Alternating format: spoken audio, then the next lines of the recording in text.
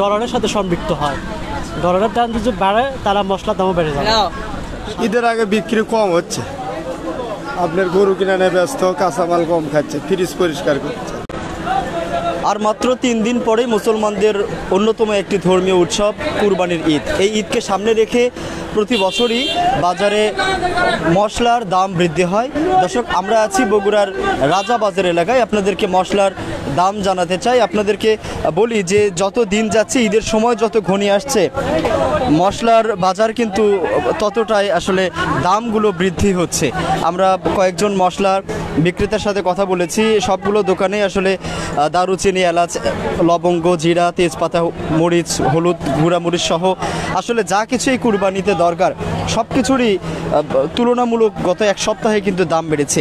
আপনাদেরকে যদি দাম জানাই যে আজকে আমরা যতদূর জেনেছি, এলাচ বিক্রি হচ্ছে আজকের বাজারে 2600 টাকা থেকে শুরু করে 2800 টাকা কেজি। প্রতি কেজিতে এটি মান ভেদে এবং বিক্রেতা ভেদে কিন্তু এক এক জায়গায় আসলে এক এক রকম দামে তারা বিক্রি করছেন।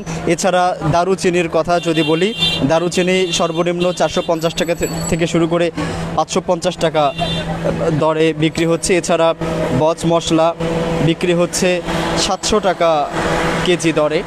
জিরা বিক্রি হচ্ছে 600 টাকা থেকে 750 টাকা কেজি দরে। লবঙ্গের দাম আমরা জেনেছি 900 টাকা থেকে শুরু করে 1800 টাকা, এটি মানভেদে মূলত বিক্রি হচ্ছে।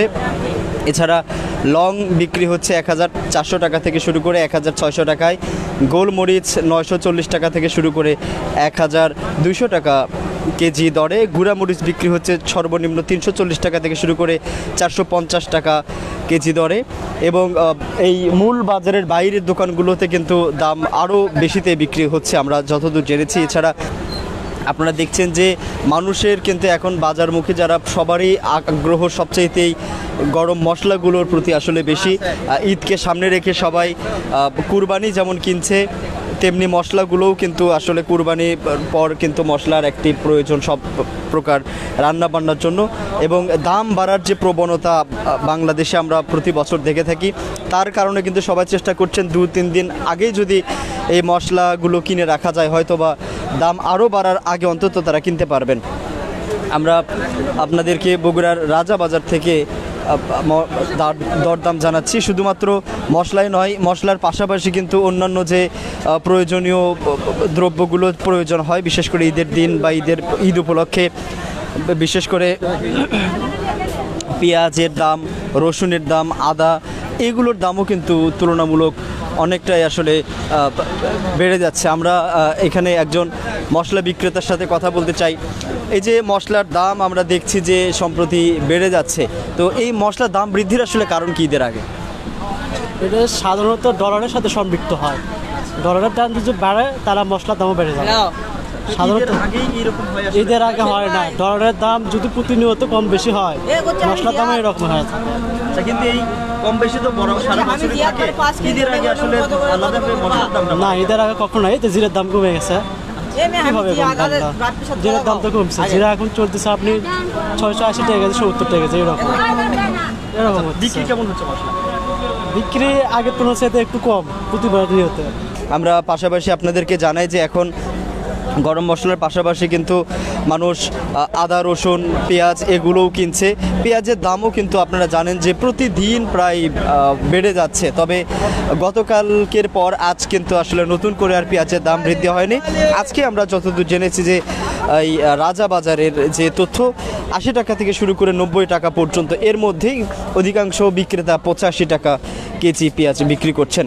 এছাড়া আদার কেজি আমরা জেনেছি যে 250 টাকা কেজিতে আদা বিক্রি করছেন। এছাড়া রসুনের কথা যদি বলি, 180 টাকা থেকে শুরু করে 260 টাকা।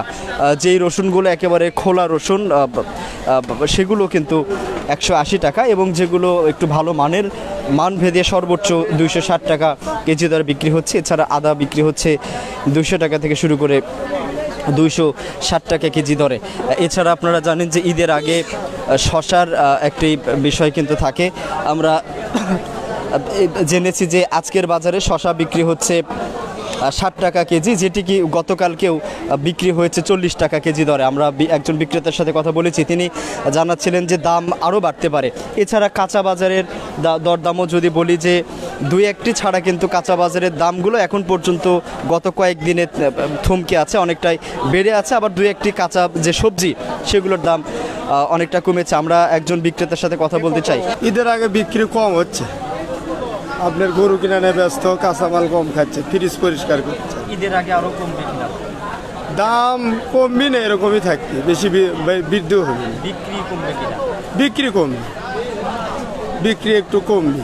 কি জন্যে ফ্রিজের মধ্যে যেগুলো আগেকার তরকারি আছে সব এখন পরিষ্কার করবে, ফ্রিজে গরুর মাংস ঢুকে যাবে, আর হাফ কেজি 1 পোয়া করে নিয়ে যায় এখন খাওয়ার জন্য নিয়ে যায়। এই দর্শক, আমরা কথা বলছিলাম একজন কাঁচা সবজি বিক্রেতার সাথে। আসলে এই আপনারা জানেন যে আর মাত্র 3 দিন পর কিন্তু ঈদ। এই ঈদকে সামনে রেখে আসলে বিশেষ করে মশলার বাজারটা কিন্তু ধীরে ধীরে আরও বৃদ্ধি হচ্ছে। হয়তোবা যারা সাধারণ ক্রেতা আছেন তারা আশা করছেন যে হয়তোবা এই দামটি আরও বাড়তে পারে, এই কারণে কিন্তু অনেকে এখনই কেনা শেষ করছেন। এছাড়া আপনারা জানেন যে প্রতিদিন কিন্তু বিভিন্ন জায়গায় কুরবানির হাট হচ্ছে, সেখান থেকে গরু, ছাগল, ভেড়া সহ যে যার মতো করে কুরবানির পশু কিনছেন। দর্শক, আমরা বগুড়ার মশলার বাজারের সর্বশেষ পরিস্থিতি জানাচ্ছিলাম। এতক্ষণ আমি আপনাদের সাথে যুক্ত ছিলাম রাহাত রূপান্তর, এবং ক্যামেরায় আমার সাথে যুক্ত ছিলেন সহকর্মী মুক্তার শেখ। ধন্যবাদ সকলকে।